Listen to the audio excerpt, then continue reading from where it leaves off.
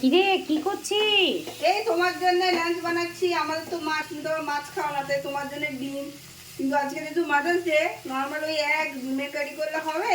একটু experiment experiment কিছু না, ওই যে রিয়াজ আছে না, রিয়াজ লস্কর, ওর বৌদি সুহানা, ওরা এটা থেকে বানাচ্ছিল কি ডিমের তেলানি না কি, ওইটাই কপি করছি।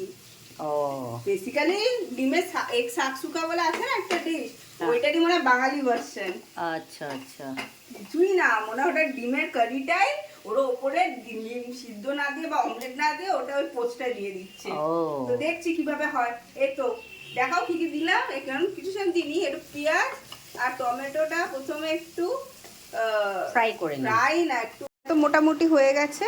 এবার আদা রসুন আর কাঁচা লঙ্কা বাটাটাও দিয়ে দিলাম।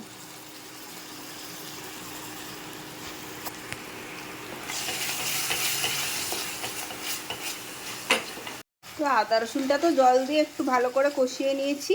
এবার ওই গুঁড়ো মশলাগুলো সব দিয়ে দিই, যা যা গুঁড়ো মশলা লাগে।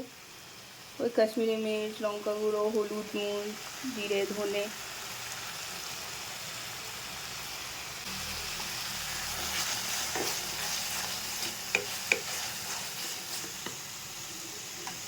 রে কতদূর কি হলো তোর? এই তো আমার পুরো কষানো হয়ে গেছে। এবার এটার মধ্যে জল দেবো, জলটা দিয়ে একটু ফুটে গেলে, ঝোল হয়ে গেলে ওই পোচগুলো দিয়ে দেবো। রেডি। এটা কি গরম জল দিলি? হ্যাঁ, গরম জল দিলাম। আচ্ছা তোমার থেকে তো ঠিক আছে। হ্যাঁ, আচ্ছা, গরম মশলাটা এখনই তাহলে আজকে দিয়ে দিই, কারণ এটা পোচ দিয়ে তো তারপরে আর নাড়ানো যাবে না। গরম মশলাটা একটু দিয়ে দিই। পোচটা কি আলাদা করে বানিয়ে যাবি না এর না মধ্যে? না, এই ঝোলটার মধ্যেই তো পোচ হবে, তবেই তো। কেরামতি। ধনে পাতা ওপর থেকে ছিটিয়ে দেবো না? সেটা হচ্ছে গার্নিশ। হ্যাঁ, কিন্তু না, এই ভিডিও তুমি করছিলে ওই চক্করে আমার তেলটা একটু কম হয়ে গেল। যাক, হেলদি খাও, হেলদি খাওয়া ভালো। তেল বেরিয়েছে, একদম যে বেরোয়নি তা না। হ্যাঁ সেটাই। আমাকে দেখুন না, মাথায় মাস্ক মেখেছি তো।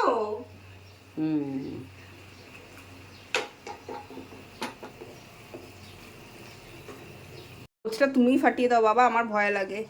সাইড সাইড করে দাও যাতে তিনটে। আশা করছি খারাপ হবে না। দেখা যাক, এবার একটু ঢাকা দিয়ে রেখে দিই, কি বলো মা? আস্তে করে একটু ঢাকা দিয়ে দিই। একদম আস্তে করে দে, ওপর থেকে ঢাকা দিয়ে দে, ও আস্তে আস্তে নিজে নিজে ওপরটা তাহলে সেদ্ধ হয়ে যাবে। কি রে, তোর ডিমের পোচকারি হলো? পোচকারি দেখো মোটামুটি হয়েছে, দেখাও।